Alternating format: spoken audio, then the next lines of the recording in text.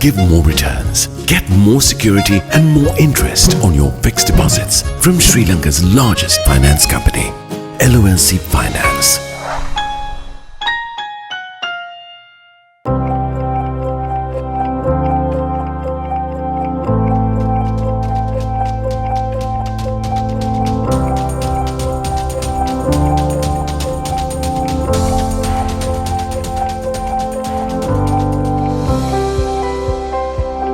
Finders may not be keepers. Do right. Do the right thing even when no one is looking. Refresh Sri Lanka for a civic-minded society.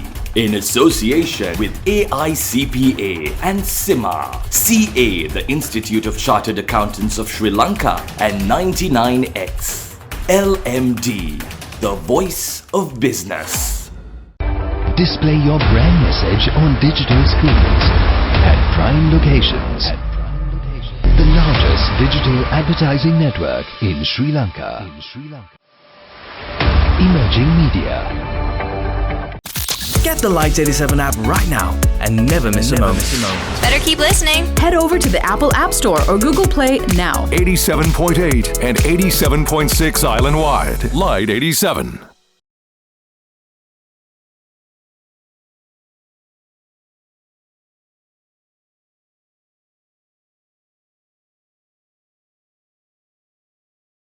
Hello and welcome to LMDtv.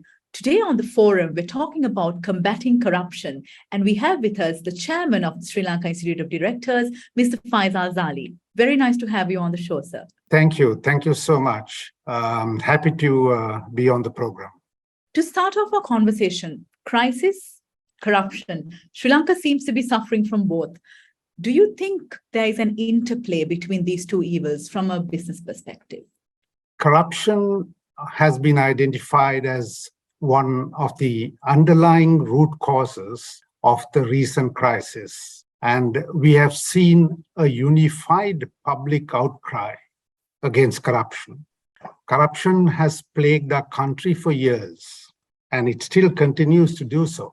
Sri Lanka is ranked in the 102nd position in Transparency International's most recent Corruption Perception Index, which was done in the year 2021. And this ranking of countries is in terms of the perceived levels of public sector corruption. Now, Sri Lanka's ranking in 2021 is a much worse rank than its previous position of 94th position in 2020. So corruption has grown. It exists at the business level, state level, and society level. From a business perspective, it exists both at the strategy level and at the transaction level. The interplay actually places a moderate to high corruption risk for businesses operating in Sri Lanka. The most common forms of corruption include facilitation payments to avoid bureaucratic red tape, solicitation of bribes by state officials, nepotism, and cronyism. In the absence of strong legal requirements for businesses to prevent and resist corruption, it becomes all the more imperative that the business sector looks to international best practices and alternative ways to uphold standards of integrity in business. Yes, the interplay, in short, has serious implications, not only for business, but for the entire society, which business is an integral part of. Like you said, the legal framework is very fragile. But given that we are in a very turbulent macro environmental situation right now with the crisis, any tips that you can give to businesses on how to actually navigate the crisis while rejecting corruption? I think what really matters here is the mindset of business leaders, the mindset of company boards and corporate management executives in business. What true values do they subscribe to and uphold when engaging in business? That, to my mind, is the starting point to construct any sustainable solution to the corruption problem and overcome the challenges posed by the evil of corruption in business. The presence of macro turbulence or otherwise in the business environment should not make us justify the consideration of corruption as a necessary evil. In Sri Lanka, several businesses have often adopted a rather patronizing and tolerant attitude towards corruption, and thereby letting it become embedded in their business culture and value system. So corruption has now grown to become a significant business risk, and it carries a high social cost. Any socially responsible business must understand this risk and its consequential implications, and businesses must strive hard and resolve to mitigate the risk rather than tolerate it. Today, globally speaking, there is also rising stakeholder pressure, compelling boards to address the corruption issue with courage, determination, and responsibility. So whilst navigating turbulence in the business environment would necessarily require certain specific professional skills, standing against corruption would require strong business ethics and an uncompromising core value system. I think you perfectly worded that uncompromising value system. Mr. Salieh, recently the SLID launched a very inspiring initiative called Business Against Corruption in collaboration with the Transparency International Sri Lanka. Can you briefly take us through this? Yes. In the wake of the recent economic and political crisis, we had a twin combined crisis, and also the general public outcry, the loud outcry against corruption. We at SLID stepped forward to launch what we call the Business Against Corruption initiative. This initiative is specifically designed and directed at enabling businesses, be they large corporates, MMEs or SMEs, to come together, identify the degree of corruption risk they each face in pursuing their own businesses, both at the strategy level and transaction level, and build their own resilience frameworks to address and mitigate the risk. We are in collaboration with Transparency International Sri Lanka as our main knowledge and technical partners on this initiative.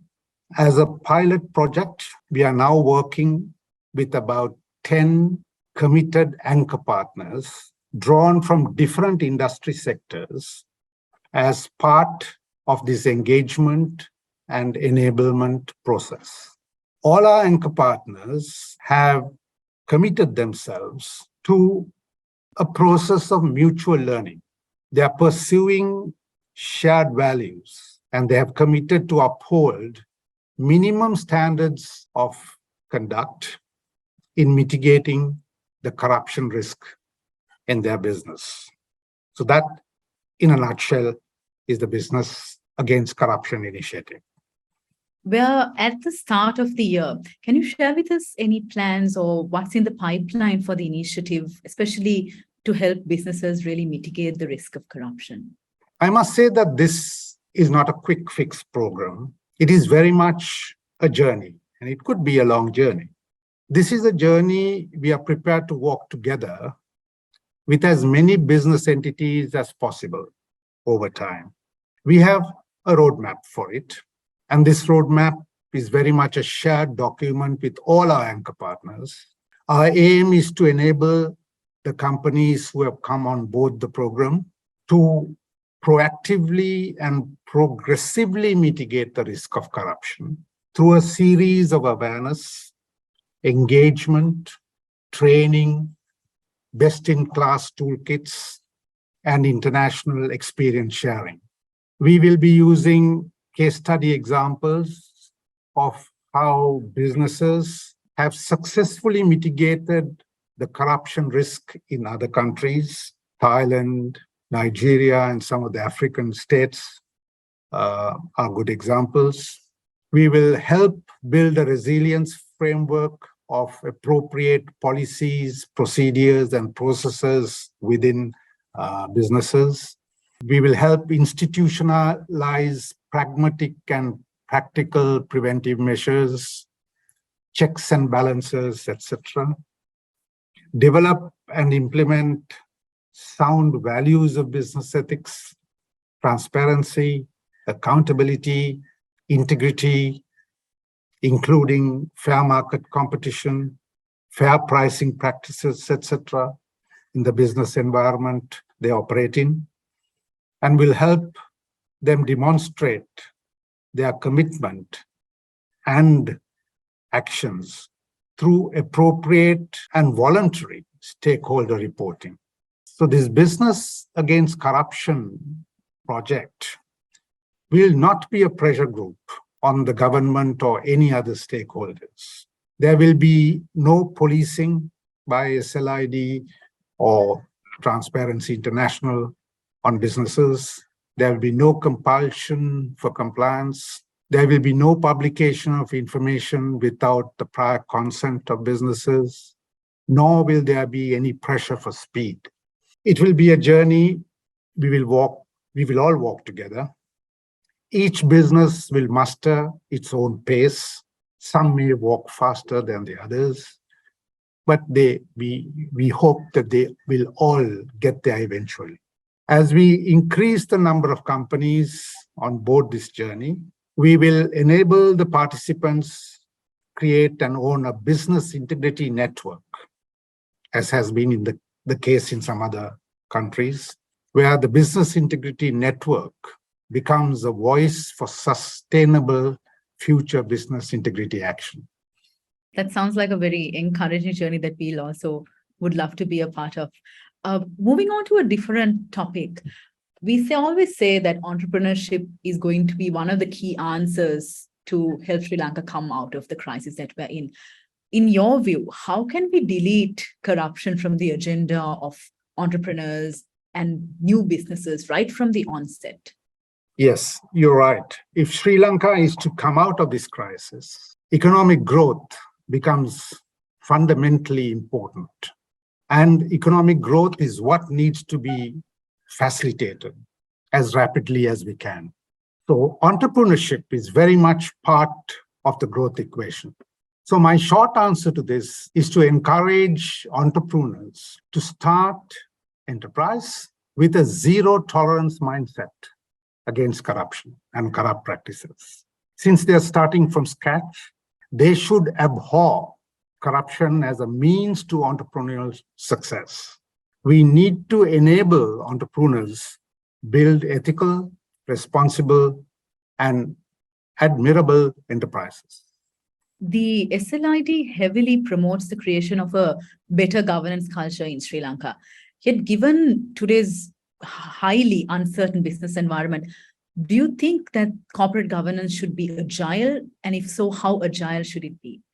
I would say as agile as it can be. If you look at governance, governance is a vast area.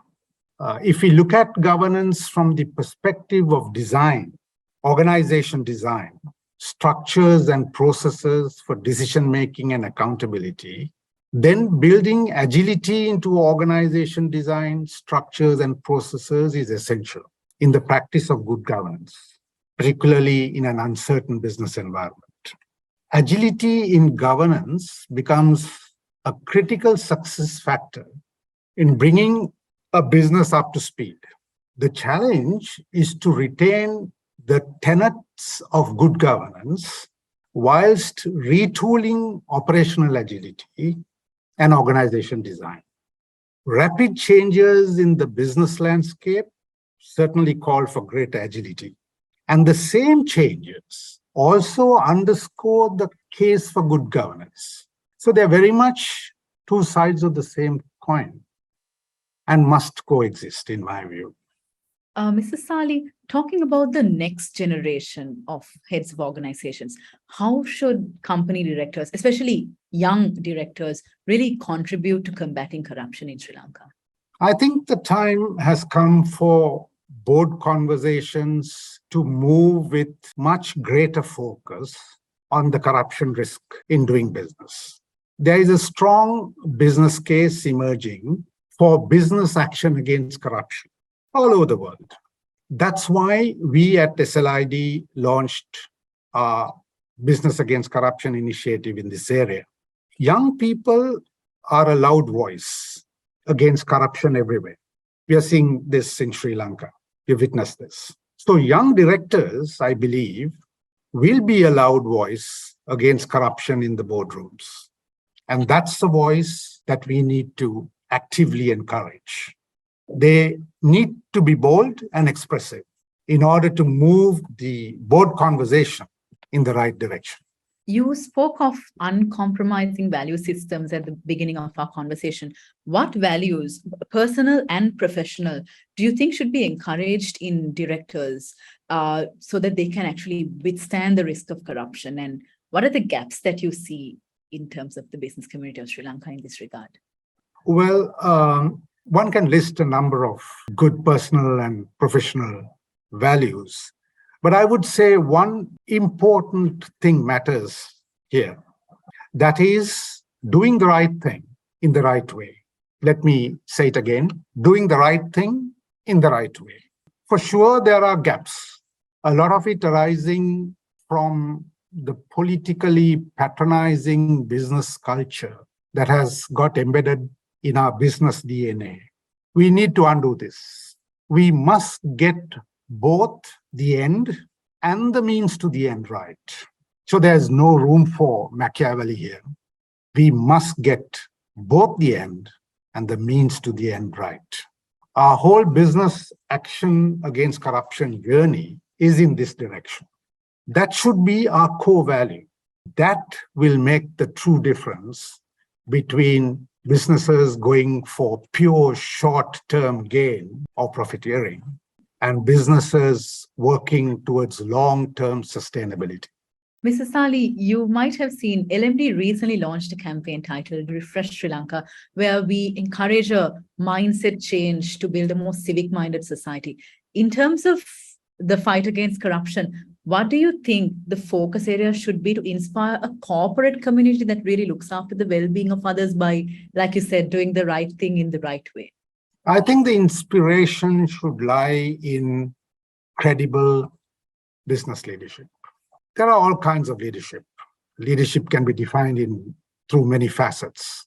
But I think the demand of the time is for credible business leadership. So credible business leadership, ethical business practices, fair market competition, quality products and services, and business models that create true value in the larger public stakeholder interest would become important focus areas to inspire the corporate community. We're almost at the end of our conversation, but as a last question, those of us who have been on the anti-corruption trail for a long time, we're still wondering why business people continue to entertain corrupt politicians, even inviting them as chief guests for events, despite the lessons that we learned from the early stages of the Aragalaya. In your view, why do you think there has not been a real change of heart by directors and heads of organizations? I don't think anything is particularly wrong in people when they host business events, inviting the political leadership of a country. But I get your point. Your point is whether one should be inviting or entertaining corrupt leaders, whether they be politicians or business leaders for that matter. I would put it down to the political patronage culture which some of our business people ardently pursue because they see it as a prescription to achieve success in business. It's a sad thing to say. It should not be the case. Thank you very much. We've been talking to the chairman of the Sri Lanka Institute of Directors, Mr. Faizal Salieh. Thank you very much for being part of the show. My pleasure. Thank you very much for having me once again. And to our viewers, till next time, take care. Don't forget to subscribe to our YouTube channel and follow us on Facebook and Twitter. Thank you for watching and stay safe.